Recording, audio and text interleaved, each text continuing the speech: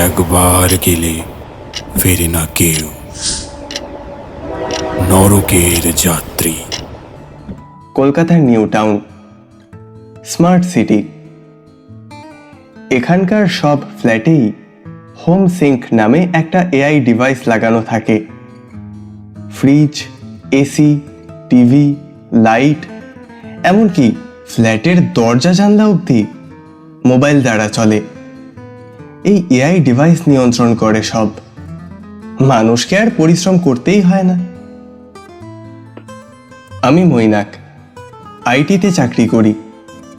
কলকাতায় একাই থাকি 14 তলার ফ্ল্যাটে। গত সপ্তাহে আমার সঙ্গে একটা বেশ অদ্ভুত ঘটনা ঘটে। আজ সেই গল্পই আপনাদের শোনাবো।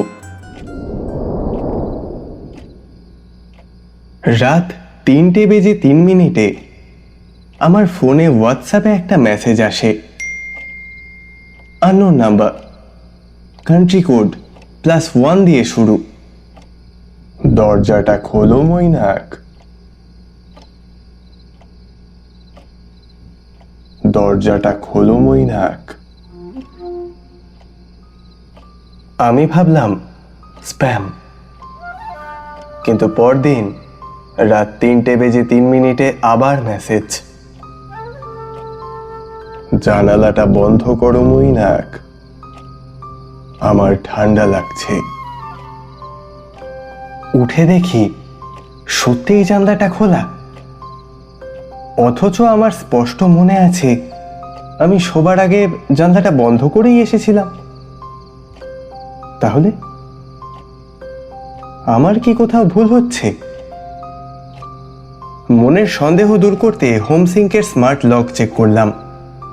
সেখানে লেখা, window opened by voice command at 3:02 AM। সে কি? কে পাঠালো ভয়েস কমান্ড? আমি তো কথা বলিনি। এই ফ্ল্যাটে থাকি আমি আর আমার বেড়াল টুকাই, আর আমার বান্ধবী ইরা মাঝে মাঝে এসে এখানে থাকে বটে, কিন্তু ইরা সাইবার ক্রাইম ইনভেস্টিগেটর। ওকে সমস্ত ঘটনা খুলে বলতেই ও বলল, তোর ফোন হ্যাক হয়েছে। +1 মানে আমেরিকার কোড। ভিপিএন দিয়ে খেলছে কেউ, বুঝলি তো? পরদিন রাতে আমি জেগে বসে রইলাম। ঘড়ির কাঁটা রাত 3:02 যেতেই ফোন ভাইব্রেট করে উঠল। আবার +1 মেসেজ। কাঁপা হাতে ফোনটা পাশ থেকে তুলে নিলাম।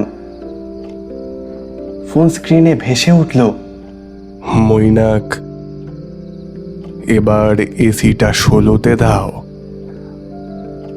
আমার ঠান্ডা লাগছে। কিছুক্ষণ স্তব্ধ হয়ে বসে থাকার পর আমি রিপ্লাই করলাম, কে তুমি? 3 সেকেন্ড পরে রিপ্লাই এলো, আমি তুমি, 7 দিন পরের তুমি। এসির টেম্পারেচার নিজে থেকেই 16তে নেমে গেল। ঘরটা মুহূর্তেই বরফ শীতল হয়ে গেল। টুকাই ভয় পেয়ে খাটের তলায় ঢুকে পড়ল। ইরা বলল, আমার মনে হয় এটা টাইম ইকো। নিউ টাউনের সার্ভারে 2025-এর একটা বাগ আছে, ভবিষ্যতে ডেটা লিক করে।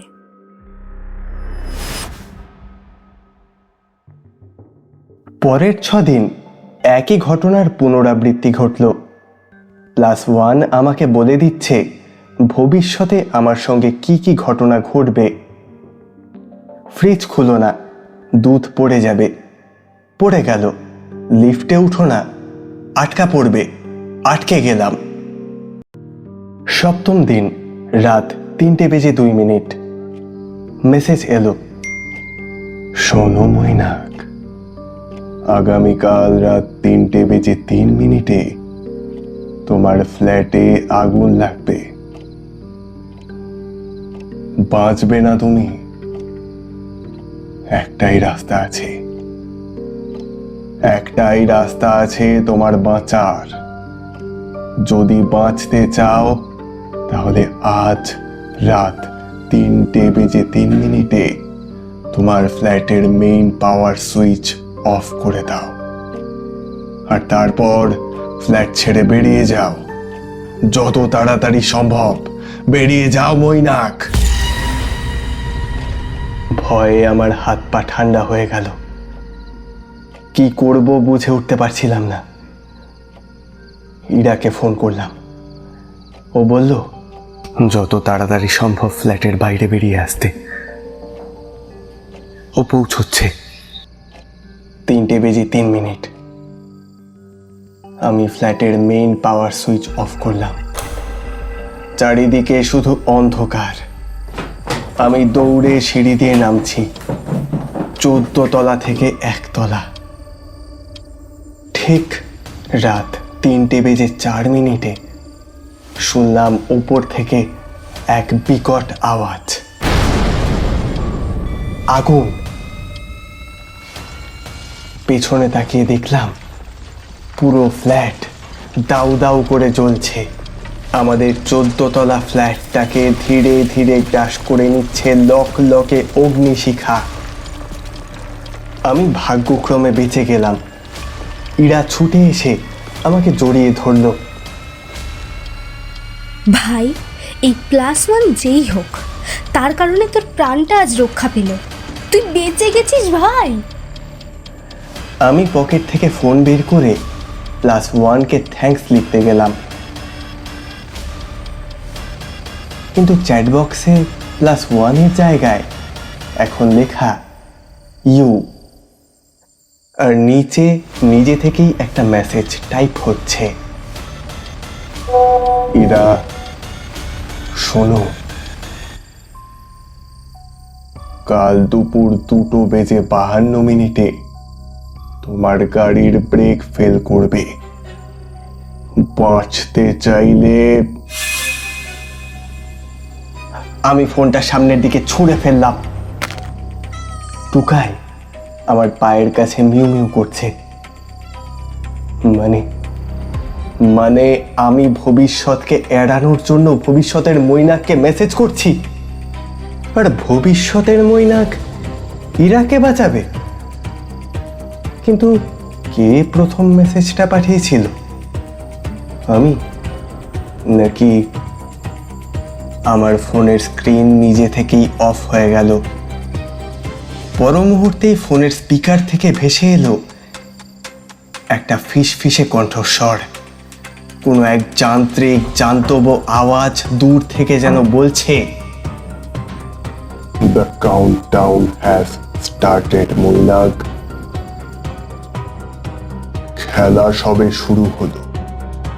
The countdown has started."